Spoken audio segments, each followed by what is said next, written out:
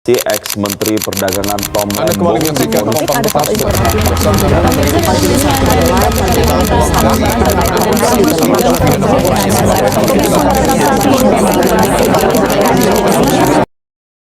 Setiap hari kita mendengar berita tentang korupsi.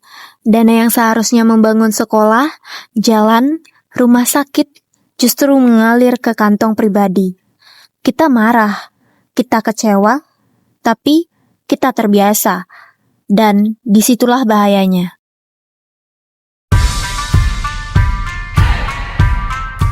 Saya percaya, perubahan tidak harus dimulai dari gedung yang besar ataupun mikrofon yang besar. Perubahan bisa tumbuh dari hati yang jujur dan langkah yang sederhana. Dari saya, dari kamu, dari kita, mahasiswa yang tidak sudi berdiam. Anti korupsi bukan soal kata yang besar. Bukan berarti demo besar-besaran, tetapi mulai dari langkah yang kecil. Soal menolak dititipkan absen, memilih jujur, dan berani berkata tidak meskipun tidak ada yang melihatnya. Karena bangsa besar tidak dibangun dari pidato, tetapi dari nurani yang tidak bisa disuap.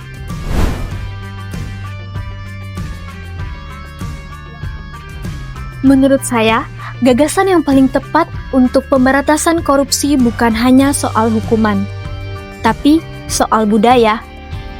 Budaya malu untuk melakukan korupsi, budaya memilih untuk jujur. Kita harus menjadikan kejujuran bukan hanya benar, tapi juga keren. Dan itu tidak hanya bisa dilakukan dari atas, tapi dari bawah, dari kita.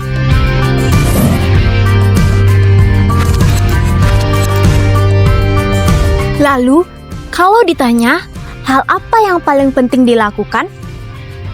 Pendidikan, penindakan, atau pencegahan? Semua itu penting. Tetapi, jika diminta untuk memilih, saya pilih pendidikan. Karena, tanpa pendidikan karakter, pencegahan hanya akan jadi rencana dan penindakan hanya jadi berita sesaat. Korupsi tidak datang secara tiba-tiba. Ia tumbuh dari pembiasaan, dari kebiasaan kecil yang dibenarkan. Maka itu, mengapa pendidikan karakter itu adalah akar dari segalanya.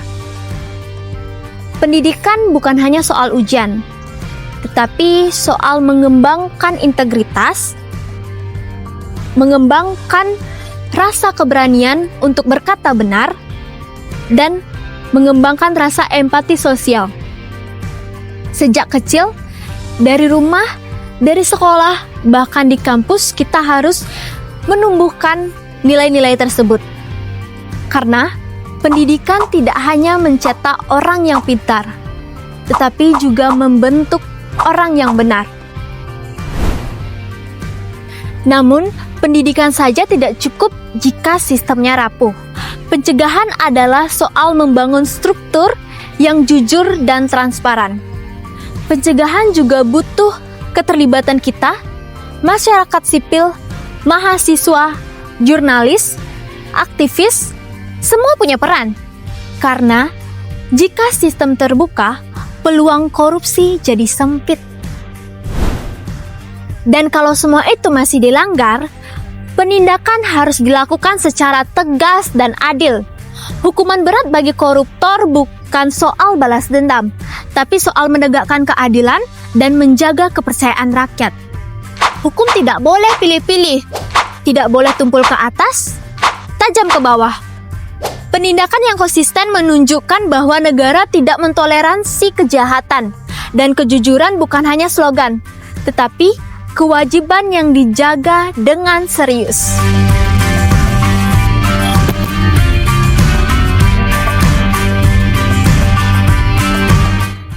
mahasiswa.